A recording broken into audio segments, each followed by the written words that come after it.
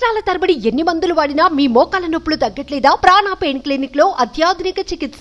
రాష్ట్రంలో కుప్పకూలిన పంచాయతీరాజ్ వ్యవస్థకు జవసత్వాలు నింపేందుకు కూటమి ప్రభుత్వం శ్రీకారం చుట్టింది. గ్రామ పంచాయతీలకు అత్యంత కీలకమైన గ్రామ సభ నిర్వహణపై మొట్టమొదట దృష్టి సారించింది.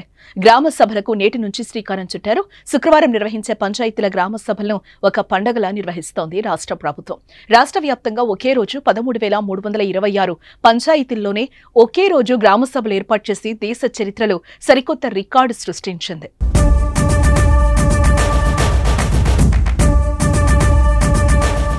ఎన్నికల ప్రచారం సమయంలో ప్రజలకిచ్చిన మాట ప్రకారం పంచాయతీలు అభివృద్ధి చెందాలనే లక్ష్యంతో డిప్యూటీ సీఎం పవన్ సంకల్పంతో గ్రామ సభలు ఏర్పాటు చేయడంతో కీలక పాత్ర పోషిస్తున్నారు.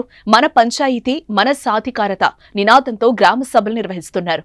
ఊరు బాగు కోసం ప్రతి ఒక్కరూ పాల్గొనాలని పిలుపునిచ్చారు. ఉపాధి హామీ పథకం ఆధ్వర్యంలో గ్రామీణ మౌలిక సదుపాయాలు, నీటి సంరక్షణ కోసం 49 రకాల పనులు, వ్యవసాయ అనుబంధ పనులు 38 రకాలుగా చేపట్టేందుకు ఈ సభల్లో తీర్మానాలు చేస్తారు. మొత్తం 87 రకాల పనులు, వేతనాలకు 4,500 కోట్ల నిధులను ప్రభుత్వం మంజూరు చేసింది. 9 కోట్ల పని దినాలు, 87 రకాల పనులతో 54 లక్షల కుటుంబాలకు ఉపాధి కల్పించేందుకు ఉపాధి హామీ పథకం ఉపయోగపడుతుంది. నేటి గ్రామ సభల్లో సీఎం, డిప్యూటీ సీఎం పాల్పంచుకున్నారు.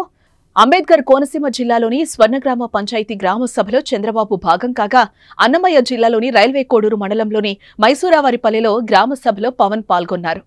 ఇప్పటికే అన్ని జిల్లాల కలెక్టర్లకు గ్రామ సభ ఏర్పాట్లపై దిశానిర్దేశం చేశారు. ఉప ముఖ్యమంత్రి పవన్ కళ్యాణ్ వీడియో కాన్ఫరెన్స్ నిర్వహించి పలు సూచనలు చేశారు.